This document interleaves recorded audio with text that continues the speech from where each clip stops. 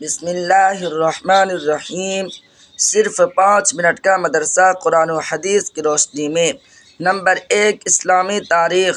حضرت نوح علیہ السلام، حضرت آدم علیہ السلام کی وفات کے 1000 برس تک لوگ اللہ تعالیٰ کی توحید پر قائم تھے۔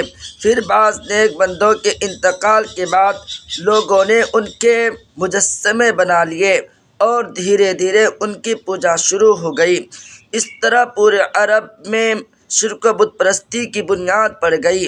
جب لوگ اللہ تعالیٰ کی عبادت چھوڑ کر شرک و بت پرستی میں مبتلا ہو گئے تو ان کی ہدایت کے لیے اللہ تعالیٰ نے حضرت نوح علیہ السلام کو نبی و رسول بنا کر بھیجا۔ حضرت نوح علیہ السلام کا شمار دنیا کے عظیم ترین انبیاء میں ہوتا ہے۔ وہ سب سے پہلے نبی اور رسول ہیں۔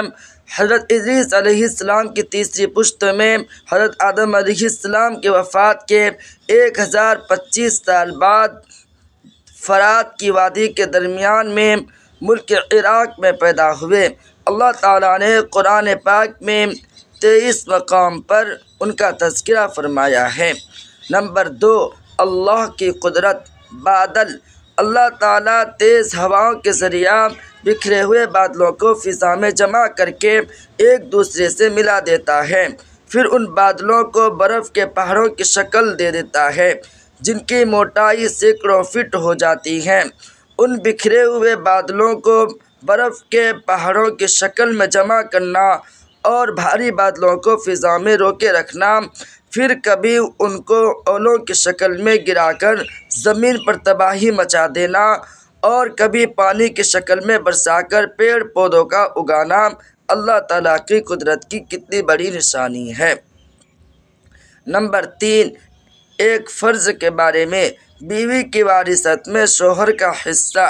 قرآن میں اللہ تعالیٰ فرماتا ہے، تمہارے لیے تمہارے بیویوں کے چھوڑے ہوئے مال میں سے آدھا حصہ ہے جبکہ ان کی کوئی اولاد نہ ہو، اور اگر ان کی اولاد ہو تو تمہاری بیویوں کے چھوڑے ہوئے مال میں چوتھائی حصہ ہے۔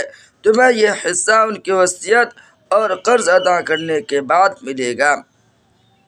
نمبر 4، ایک سنت کے بارے میں۔ وضو کا پانی کھڑے ہو کر پینا۔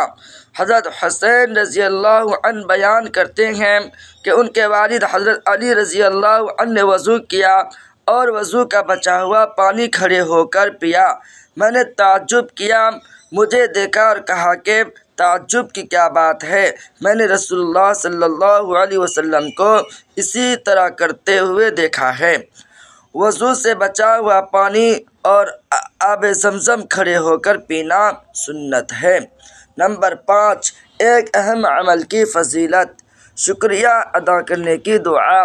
رسول اللہ صلی اللہ علیہ وسلم نے فرمایا، جس شخص کے ساتھ بھلائی کا معاملہ کیا گیا اور پھر اس نے بھلائی کرنے والے کو جزاک اللہ خیرا کہہ دیا تو گویا اس نے شکریہ کا حق ادا کر دیا۔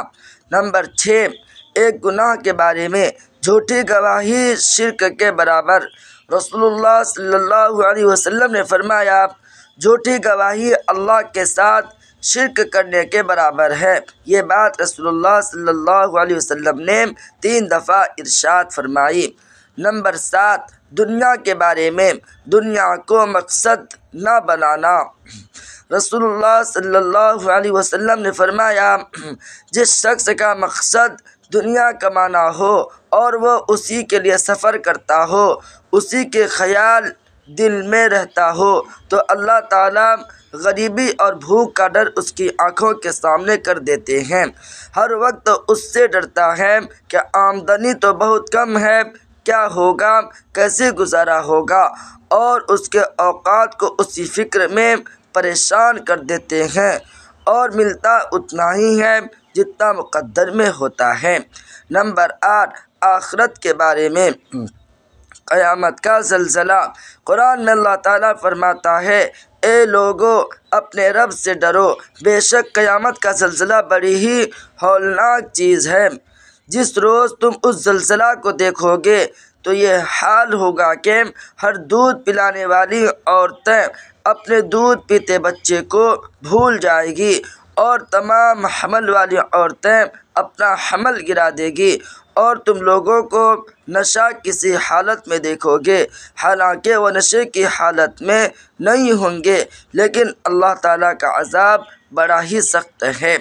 نمبر 9، طب نبوی سے علاج، بیماری سے بچنے کی تدبیر۔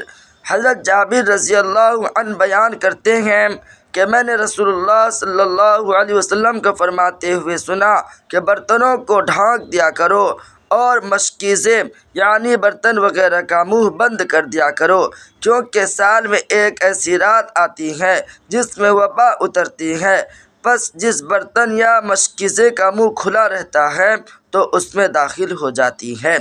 نمبر 10، قرآن کی نصیحت۔